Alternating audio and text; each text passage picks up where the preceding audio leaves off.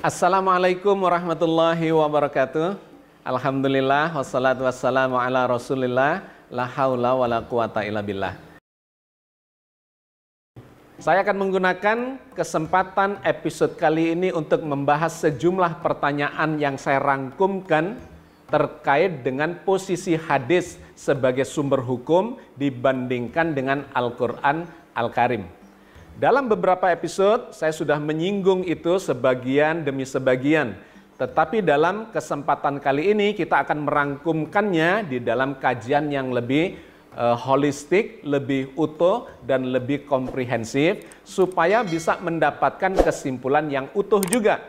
Dikarenakan masih banyak di antara kawan-kawan kita yang mempertanyakan terkait dengan keabsahan hadis itu atau validitas dari hadis itu ketika digunakan untuk mendukung kajian materi tertentu. Seperti yang kita bahas di episode yang lalu terkait dengan apakah air kencing itu bisa dijadikan obat, yang itu berbasis kepada hadis tentu saja karena tidak tercantum di dalam Al-Quran.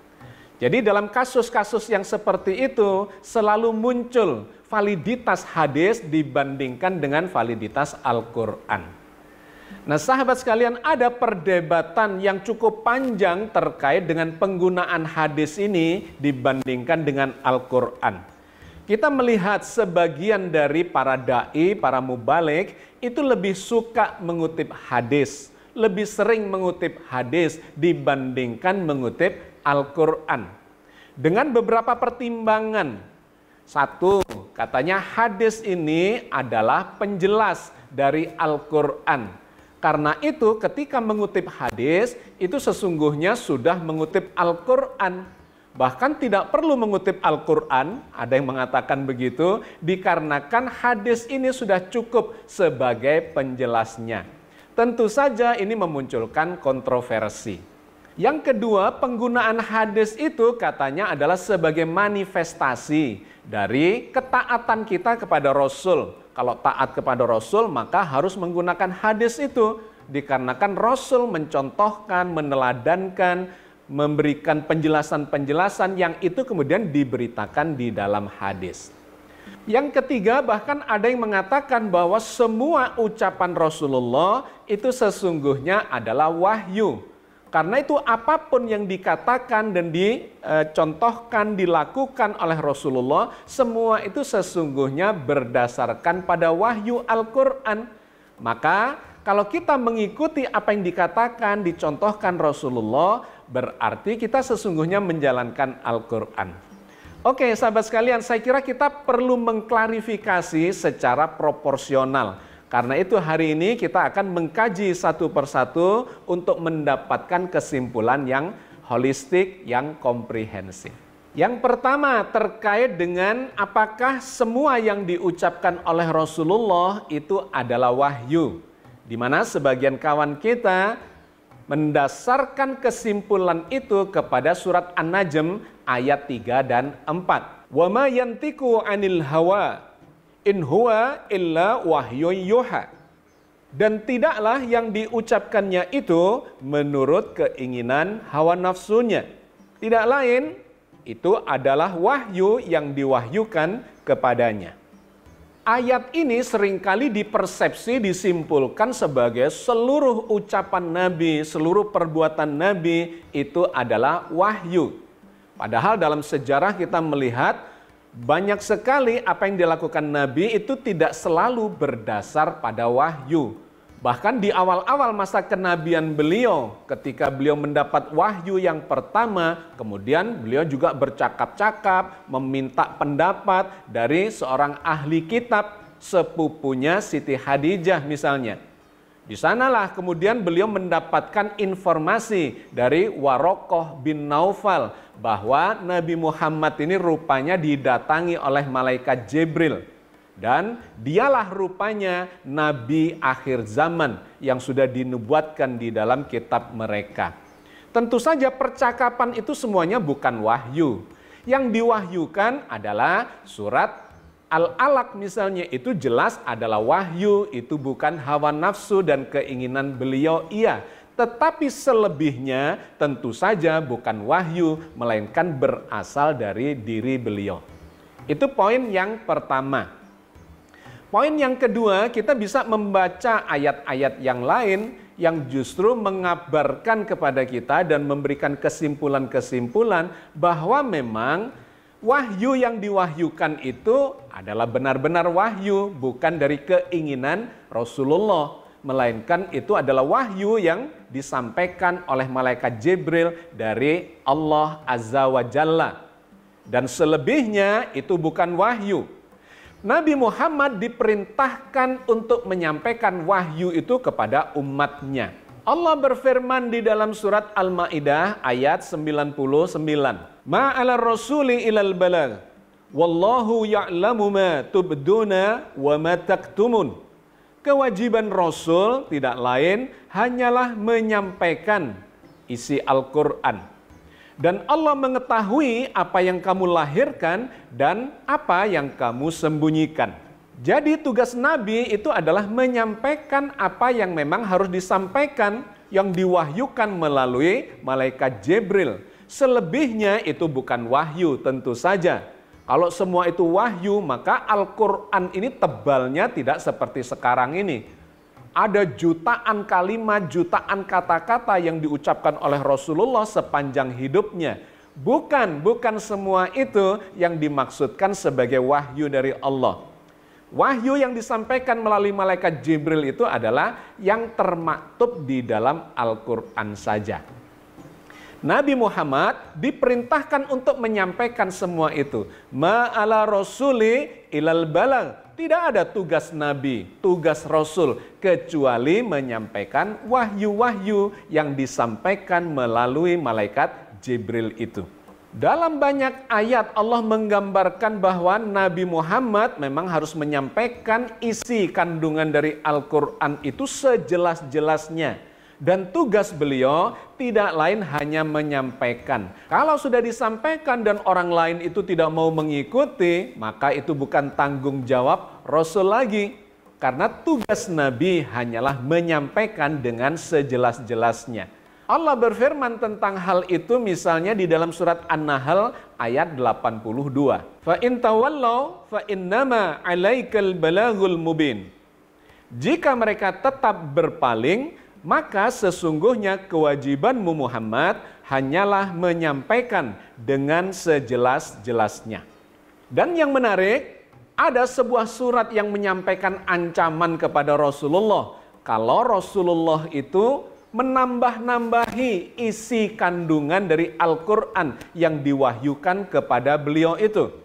Allah berfirman di dalam surat Al-Haqqah ayat 44 sampai 46. Walau taqawwala alaina ba'dal aqawil la akhadna minhu bil yamin summa laqata'na minhul watin. Seandainya dia Muhammad mengada-adakan sebagian perkataan atas nama kami, niscaya benar-benar kami pegang dia pada tangan kanannya, kemudian benar-benar kami potong urat tali jantungnya. Sahabat sekalian, rentetan ayat-ayat yang kita baca ini menggambarkan bahwa wahyu Al-Quran itu adalah khas. Itulah yang diwahyukan oleh Allah melalui malaikat Jibril, diterima oleh Rasulullah, dan selebihnya dari itu dianggap bersifat tambahan. Dan ketika itu ditambah-tambahkan selain dari wahyu yang diwahyukan, maka Allah mengancam akan memotong urat tali jantungnya jika itu benar-benar dilakukan. Jadi sahabat sekalian, kesimpulan yang pertama bahwa yang dimaksudkan ucapan Nabi adalah wahyu itu bukan semua ucapan Nabi, melainkan memang adalah wahyu yang diwahyukan oleh Jibril dan kemudian dimuat atau dikandung di dalam kitab suci Al-Quran Al-Karim. Tidak boleh ada tambahan di dalamnya kecuali yang sudah diwahyukan, dan tugas Rasulullah adalah menyampaikan belaka isi dari kitab suci itu. Maka selain apa yang terkandung di dalam Al-Quran, di dalam 6.236 ayat itu bukanlah wahyu, melainkan perkataan dan perbuatan Nabi. di mana itu disebut sebagai sunnah. Jadi sunnah adalah ucapan, perbuatan, keteladanan Rasulullah pada saat beliau masih hidup. Dan kemudian ada istilah hadis yang seringkali dirancukan dengan sunnah. Sunnah itu berhenti ketika Rasulullah wafat, tidak ada lagi sunnah. Tetapi hadis itu terus diproduksi. Karena hadis itu sesungguhnya bukan dari Rasulullah, hadis itu adalah karya dari para ulama di generasi-generasi setelah Rasulullah wafat. Hadis bermakna berita. Berita tentang apa? Berita tentang perbuatan, perkataan, keteladanan Nabi. Berita tentang sunnah. Jadi harus dibedakan antara sunnah dengan hadis. Sunnah ada di zaman Rasulullah masih hidup, dilakukan, dikatakan oleh beliau. Sedangkan hadis itu adalah berita tentang sunnah yang ditulisnya, nanti akan kita lihat dalam sejarah ratusan tahun setelah Rasulullah wafat. Nah, disinilah kita harus proporsional menyikapi hadis itu. Dan bagaimana validitasnya dan bagaimana harus menggunakannya, apakah itu bersifat mutlak? Tentu saja kita sudah dapat membangun kesimpulan bahwa hadis tidak bersifat mutlak seperti Al-Quran Al-Karim. Kalau Al-Quran maka sifatnya mutlak sebagai rujukan utama. Tidak boleh kita membangun konsep di dalam beragama ini tanpa merujuk kepada Al-Quran Al-Karim. Karena itulah petunjuk Allah yang disampaikan melalui Rasul-Nya. Tetapi kita boleh membangun konsep di dalam agama ini tanpa harus merujuk kepada hadis. Dikarenakan hadis itu bersifat relatif dan tidak selalu berujung pada Rasulullah. Karena itu hadis-hadis itu ada tingkatan-tingkatannya. Mulai dari yang diklasifikasikan sebagai hadis palsu, ada hadis lemah, ada hasan, ada sahih, ada mutawatir, ya, disahihkan oleh sejumlah orang atau diriwayatkan oleh sejumlah orang terkait dengan peristiwa tertentu. Hadis memiliki tingkatan-tingkatan kualitas itu. Hadis tidak bersifat mutlak karena di setiap periwayat itu bisa memunculkan teks redaksi yang berbeda, bahkan kesimpulan yang berbeda-beda. Karena itu menjadi penting bagi kita untuk memahami sejarah munculnya hadis itu. Di zaman Rasulullah, Rasulullah melarang penulisan hadis itu. Kenapa dilarang oleh Rasulullah? Dikarenakan dikhawatirkan merancukan wahyu Al-Quran yang sedang turun. Dan itulah yang harus ditulis, diperintahkan kepada para sahabat untuk menuliskan wahyu-wahyu itu. Selain wahyu oleh Rasulullah dilarang untuk ditulis. Khawatir ini nanti juga dianggap sebagai bagian dari kitab suci yang sedang dikodifikasi, sedang diwahyukan dan kemudian disusun peletakan dari surat-surat dan ayat-ayatnya. Rasulullah melarang penulisan hadis di zaman beliau. Dan ketika beliau wafat, para sahabat pun melarang. Di zamannya Khulafaur Rasyidin, mulai dari Abu Bakar As-Siddiq, Umar bin Khattab, Utsman bin Affan, Ali bin Abi Thalib, semuanya melarang penulisan hadis itu. Dikarenakan memang Rasulullah sudah melarang pada waktu itu. Nah, penulisan hadis itu muncul di abad setelahnya. Jadi kalau Nabi lahir di abad ke-6, kemudian menjadi Rasul di abad ke-7, 600 sekian ya sampai wafatnya beliau, dilanjutkan dengan para sahabat, itu semuanya berada di abad ke-7. Nah, di abad ke-7 itu tidak ada tulisan tentang hadis. Hadis itu baru dituliskan di abad ke-8 dan bahkan ke-9. Sangat menarik kalau kita telusuri dalam sejarah. Di zaman Nabi dan di zaman para sahabat tidak ada penulisan tentang hadis. Hadis itu disampaikan dari mulut ke mulut. Nah, barulah di abad ke-8, di zamannya Bani Umayyah, di zamannya madhab yang pertama, yaitu Imam Abu Hanifah, itu mulai diupayakan untuk memahami hadis-hadis yang disampaikan secara lisan itu secara lebih sistematis. Maka muncullah madhab yang pertama Imam Abu Hanifah. Zaman hidup beliau itu peralihan dari abad ke-7 ke abad ke-8. Lahir di tahun 699 dan wafat pada tahun 767. Jadi karirnya itu lebih banyak di abad ke-8. Nah, beliau inilah yang memunculkan madhab yang pertama yang mencoba membangun konsep berijtihad terkait dengan fikih di dalam Islam berbasis pada hadis-hadis itu, tetapi tidak tertulis.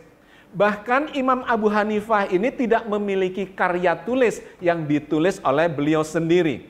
Tulisan terkait dengan madhab Hanafi itu bukan dimunculkan oleh beliau, melainkan dimunculkan oleh para murid-murid dan pengikutnya di generasi berikutnya. Tetapi sudah bermunculan hadis-hadis yang ditelusuri oleh beliau dan kemudian dikonsepkan sebagai madhab Hanafi. Nah, yang menarik, Imam Abu Hanifah ini disebut sebagai ahlur ra'yi. Mengkonsepkan ijtihadnya itu dengan menggunakan akal sehat. Itu yang pertama. Yang kedua, yang kemudian terkait dengan sejarah hadis itu adalah munculnya Imam Malik yang lahir kira-kira 10 tahun setelah lahirnya Imam Abu Hanifah. Kalau Imam Abu Hanifah tinggal di Kufah di Irak, maka Imam Malik ini lahir dan banyak berkarya sepanjang hidupnya di Madinah. Nah, beliau memiliki kekhasan yang berbeda di dalam penggunaan hadis itu dibandingkan dengan Imam Abu Hanifah. Kalau Imam Abu Hanifah disebut sebagai ahlur ra'yi, ahli dalam penggunaan akal, ya, dalam kecerdasan intelektualitasnya, ahlur ra'yi, maka Imam Malik disebut sebagai ahlul hadis, ahlinya di bidang hadis.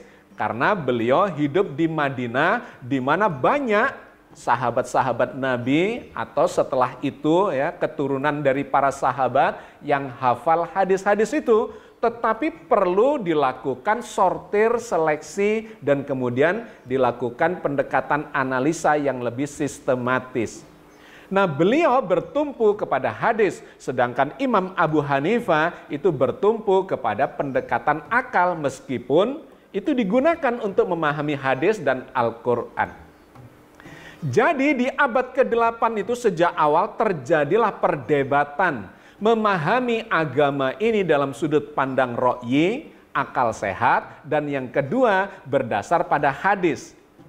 Nah, kemudian menarik perkembangannya muncullah madhab yang ketiga yaitu Imam Syafi'i, madhab Syafi'iyah, di mana Imam Syafi'i ini belajar apa yang dilakukan oleh Imam Malik berdasarkan pada hadis dan belajar dari murid-murid Imam Abu Hanifah terkait bagaimana menggunakan ra'yi, akal sehat di dalam memahami agama ini. Jadi sudah ada dua ijtihad. Ijtihad Imam Abu Hanifah, ijtihad Imam Malik, muncul ijtihad yang ketiga yaitu dari Imam Syafi'i. Imam Syafi'i membuat metodologi yang sama sekali baru yang memadukan antara Imam Abu Hanifah dengan Imam Malik itu. Di mana metodologi yang diajarkan oleh Imam Syafi'i ini sesungguhnya tidak dilakukan di zaman Rasulullah masih hidup, bahkan pada zaman para sahabat. Jadi ini adalah ijtihad yang ketiga. Berbeda, nggak masalah. Berbeda dengan Imam Abu Hanifah, berbeda dengan Imam Malik. Ini yang ketiga. Berbeda, tidak ada masalah di dalam memahami agama ini. Tetapi rujukannya adalah sama, yaitu kepada Al-Quran Al-Karim. Sedangkan hadis dan kemudian pendekatan-pendekatan metodologis yang menggunakan pikiran atau akal itu sesungguhnya adalah alat saja untuk memahami Al-Quran Al-Karim. Ini poin yang sangat penting. Bahwa hadis itu tidak setara dengan Al-Quran. Hadis itu cuma ilmu alat saja yang itu perlu ditafsiri. Hadisnya ditafsiri untuk menafsiri Al-Quran, gitu ya. Jadi jangan dimutlakkan hadis itu. Itu adalah sebuah pilihan. Tidak semua isi Al-Quran ada penjelasannya di dalam hadis. Karena itu Imam Syafi'i memadukan antara keduanya. Hadis dipakai, yang sesuai tentu saja dengan Al-Quran, dan akal, pendekatan akal juga dipakai yang sesuai dengan konteks yang menyertai sebuah produk hukum fikih itu. Nah, setelah itu muncul ijtihad yang keempat dari Imam Ahmad bin Hambal, memunculkan madhab Hambali. Sama, ini adalah ijtihad yang beliau ini lebih suka untuk mengacu secara ketat kepada pendekatan hadis, mirip dengan apa yang dilakukan oleh Imam Malik. Nah, setelah imam madhab yang empat itu di abad ke-8, barulah muncul ulama-ulama hadis di abad ke-9. Seperti Imam Bukhari, Imam Muslim, Daruqutni, Ibnu Majah, Abu Dawud, Tirmidzi, Nasa'i. Itu munculnya di abad ke-9, dan kemudian dengan metodologinya masing-masing mereka menyusun kitabnya. Kitab Sahih, Bukhari, Muslim, dan seterusnya. Jadi sahabat sekalian, kita bisa melihat hadis itu secara sistematis baru dibukukan minimal 100 tahun setelah wafatnya Nabi. Mulai dari zaman Abu Hanifah yang tidak dituliskan tetapi sudah mulai direkonstruksi, sampai Imam Ibnu Hambal, di mana beliau menulis kitab yang memang sangat ketat untuk menggunakan hadis, dilanjutkan lagi oleh para ulama hadis di abad yang ke-9. Karena itu sahabat sekalian, kita tidak bisa memutlakkan hadis itu untuk memahami Al-Quran. Hadis hanyalah salah satu saja dari ilmu alat yang digunakan atau dipilih untuk memahami Al-Quran Al-Karim. Karena isi Al-Quran itu sepertiganya saja yang ada asbabun nuzulnya dan kemudian ada penjelasannya di dalam hadis. Yang 2/3 itu tidak ada asbabun nuzulnya dan kemudian tidak ada kaitannya atau tidak ada penjelasannya di dalam hadis. Melainkan banyak hal-hal misalnya yang terkait dengan ilmu pengetahuan, dengan astronomi, dengan geologi, dengan binatang-binatang, tumbuhan, langit, bumi, sejarah, perekonomian, peradaban, dan sebagainya, itu tidak ada penjelasannya di dalam hadis. Maka sahabat sekalian, hadis itu sesungguhnya adalah bagian dari ilmu alat.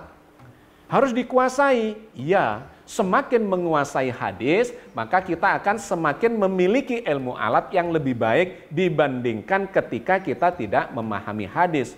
Tetapi harus hati-hati, hadis itu sendiri memiliki grade-grade-nya. Dan tidak semua hadis itu sesuai dengan Al-Quran. Karena itu harus hati-hati memilihnya.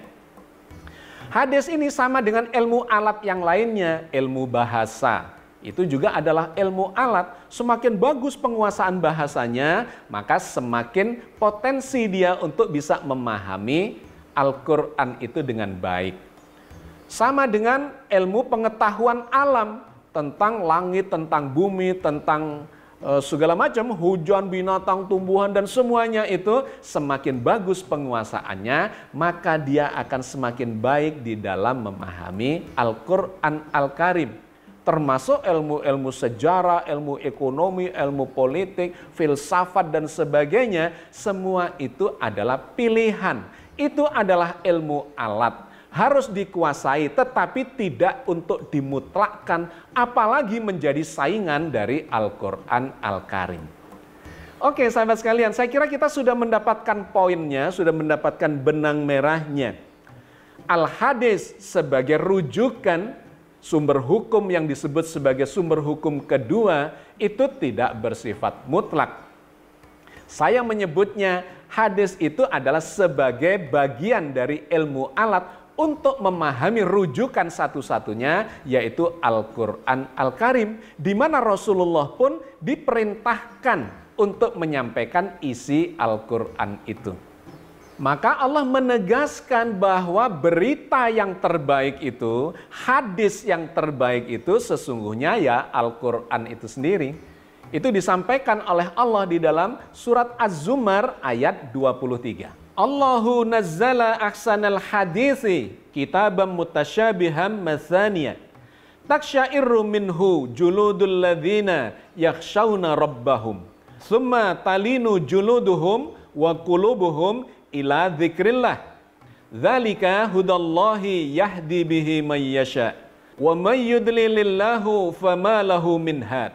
Allah telah menurunkan perkataan atau berita yang paling baik, yaitu Al-Quran, yang serupa mutu ayat-ayatnya lagi berulang-ulang. Gemetar karenanya kulit orang-orang yang takut kepada Tuhannya, kemudian menjadi tenang kulit dan hati mereka di waktu mengingat Allah. Itulah petunjuk Allah. Dengan kitab itu dia menunjuki siapa yang dikehendakinya. Dan barang siapa yang disesatkan Allah, niscaya tidak ada baginya seorang pemimpin pun. Jadi poin penting dari kajian kita kali ini sesungguhnya sumber rujukan utama itu sesungguhnya adalah wahyu Allah, Al-Quran Al-Karim. Allah mewahyukan risalah itu kepada Rasulullah. Rasulullah diperintahkan untuk menjelaskan dan mencontohkan dengan sejelas-jelasnya. Tetapi ketika Rasulullah wafat, muncullah berita-berita, tulisan-tulisan tentang apa yang disampaikan oleh Rasulullah itu, dan muncul banyak perbedaan. Maka hadis ini tidak bisa dimutlakkan. Harus kembali kepada Al-Quran Al-Karim. Dan sejak zaman itu pun di abad ke-7, abad 8, apalagi abad 9, itu sudah terjadi perbedaan-perbedaan ijtihad di antara para ulama yang menjadi imam pada waktu itu sampai hari ini. Nah, poin pentingnya lantas adalah kembali kepada Al-Quran. Selama tetap merujuk kepada Al-Quran, niatannya adalah demi kebajikan dan taat kepada Allah dan Rasul-Nya yang membawa risalah itu, maka insya Allah Allah akan memberikan bimbingan untuk berijtihad di jalan yang benar. Dan Rasul pun mengatakan, ijtihad itu kalau salah nilainya 1, dan kalau benar nilainya 2. Itulah sebabnya al-hadis itu tidak dimasukkan dalam rukun iman. Yang masuk dalam rukun iman dan sifatnya adalah mutlak, iman kepada Allah, kepada malaikat, kepada kitab, kepada Rasul, kepada takdir, dan kepada hari kiamat. Itu sifatnya mutlak, tetapi al-hadis memang tidak bersifat mutlak, bersifat relatif, bersifat pilihan. Boleh memilih hadis yang diriwayatkan oleh Imam Bukhari, oleh Imam Muslim, oleh Daruqutni, Ibnu Majah, dan seterusnya. Selama itu sesuai dengan isi Al-Quran, maka itu menjadi bagian dari memperkaya makna Al-Quran Al-Karim. Tetapi ketika dia berseberangan dengan Al-Quran, ya maka kita minggirkan itu hadisnya dan memilih Al-Quran sebagai petunjuk yang sudah pasti kebenarannya dijamin oleh Allah Azza wa Jalla. Karena itu sahabat sekalian, jangan menggunakan hadis secara berdiri sendiri, melainkan selalu dirujukkan kepada Al-Quran Al-Karim. Billahi taufiq wal hidayah. Assalamualaikum warahmatullahi wabarakatuh.